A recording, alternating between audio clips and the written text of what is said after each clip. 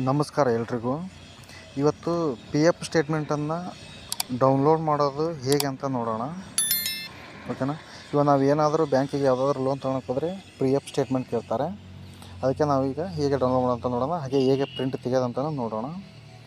ಅದಕ್ಕೆ ಈ ವಿಡಿಯೋ ನೋಡಿ ಮೇಲೆ ಏನಾದರೂ ಇನ್ಫಾರ್ಮೇಷನ್ ಸಿಕ್ಕರೆ ಲೈಕ್ ಮಾಡಿ, ಕಾಮೆಂಟ್ ಮಾಡಿ, ಅದೇ ರೀತಿ ಚಾನಲನ್ನು ಸಬ್ಸ್ಕ್ರೈಬ್ ಮಾಡಿ ಅಂತ ಕೇಳ್ತಾ, ಓಕೆನಾ. ಕ್ಲೋಸ್ ಮಾಡಿ, ಕ್ರೋಮಿಗೆ ಹೋಗಿ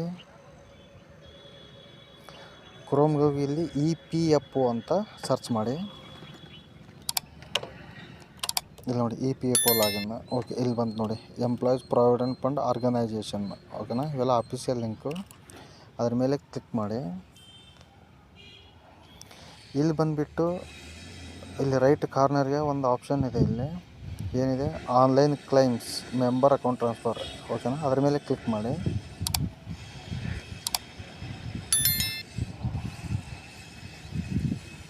ಓಕೆ, ಇಲ್ಲಿ ಓಕೆ ಅಂತ ಕೊಡಿ. ಇಲ್ಲಿ UAN ನಂಬರ್ ಎಂಟ್ರಿ ಮಾಡಬೇಕು. ಸ್ಯಾಲರಿ ಸ್ಲಿಪ್ ಬರುತ್ತೆ UAN ನಂಬರ್. ಅದು ಆಮೇಲೆ ನಿಮ್ಮ ಪಾಸ್ವರ್ಡನ್ನು ಎಂಟ್ರಿ ಮಾಡಿ.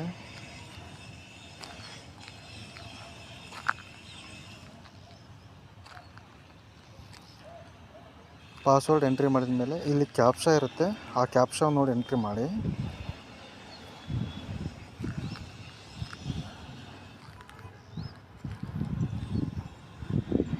ಓಕೆ, ಕ್ಯಾಪ್ಷಾ ಆದಮೇಲೆ ಇಲ್ಲಿ ಸೈನ್ ಇನ್ ಅಂತ ಕೊಡಿ.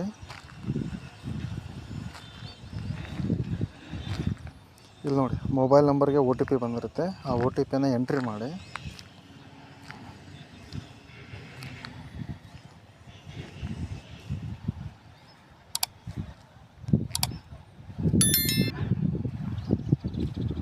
ಸಿಕ್ಸ್ ಡಿಜಿಟ್ OTP ನಂಬರ್ ಬರುತ್ತೆ. ಆ OTPನ ಎಂಟ್ರಿ ಮಾಡಿ. ಆಮೇಲೆ ಕೆಳಗಡೆ ಮತ್ತೆ ಕ್ಯಾಪ್ಷಾ ಇದೆ, ಕ್ಯಾಪ್ಷಾವನ್ನು ಎಂಟ್ರಿ ಮಾಡಿ.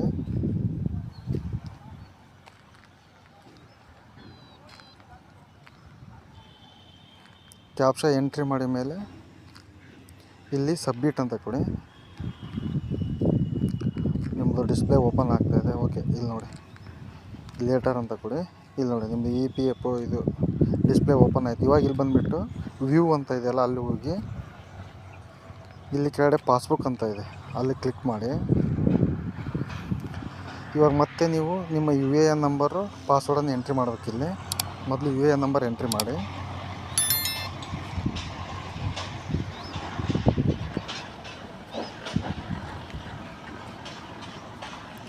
ಆಮೇಲೆ ಪಾಸ್ವರ್ಡು,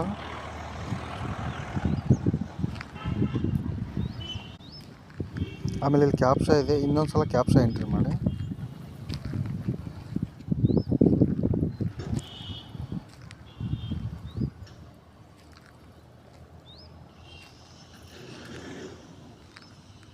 ಓಕೆ, ಸೈನ್ ಇನ್ ಅಂತ ಕೊಡಿ.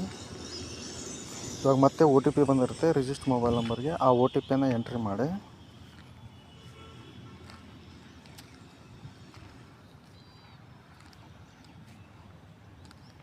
ಓಕೆ, ಎಂಟ್ರಿ ಮಾಡಿದ ಮೇಲೆ ವೆರಿಫೈ ಅಂತ ಕ್ಲಿಕ್ ಮಾಡಿ. ಓಕೆ, ಇವಾಗ ನೋಡಿ ಲೋಡ್ ಆಗ್ತಿದೆ ನಿಮ್ಮ ಪಾಸ್ಬುಕ್ಕು. ಇವಾಗ ಇಲ್ಲಿ ಬಂದುಬಿಟ್ಟು ಪಾಸ್ಬುಕ್ ಅಂತ ಮತ್ತೊಂದು ಸಲ ಕ್ಲಿಕ್ ಮಾಡಿ. ಇಲ್ಲಿ ಪಾಸ್ಬುಕ್ ಅಂತ. ಓಕೆ, ಇವಾಗ ನೋಡಿ ಸ್ವಲ್ಪ ಕೆಳಗಡೆ ಬನ್ನಿ.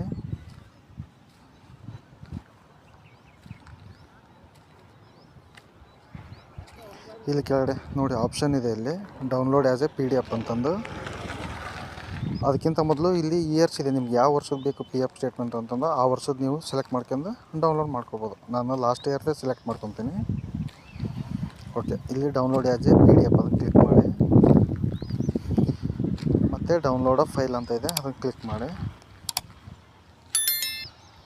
ಇಲ್ಲಿ ನೋಡಿ ಮೇಲೆ ಡೌನ್ಲೋಡ್ ಆಯಿತು. ಆ ಫೈಲ್ ಲೊಕೇಶನ್ಗೆ ಹೋಗಿ ಕ್ಲಿಕ್ ಮಾಡಿ.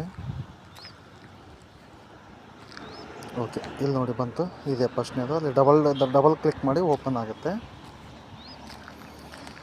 ಅಕ್ರೋಬಿಟ್ ಸಾಫ್ಟ್ವೇರ್ ಅಕ್ರೋವೇರ್ ಸೆಲೆಕ್ಟ್ ಮಾಡ್ಕೊಂಡು ಓಕೆ ಕೊಡಿ.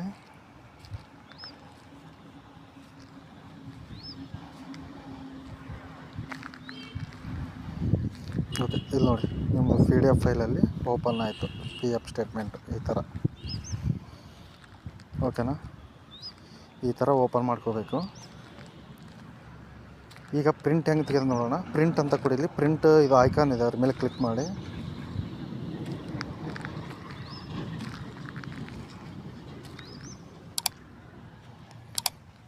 ಓಕೆ, ಪ್ರಿಂಟ್ ಓಕೆ, ಎಲ್ಲ ಆಟೋ ಇದೆ, ಓಕೆ ಇದೆ ಎಲ್ಲ ಹೋಗಿ ನೋಡ್ಕೊಂಡು ಒಂದು ಸಲ 1ನೇ ಕಾಪಿ ಎಲ್ಲ ಓಕೆ ಪ್ರಿಂಟ್ ಅಂತ ಕೊಟ್ಬಿಡಿ.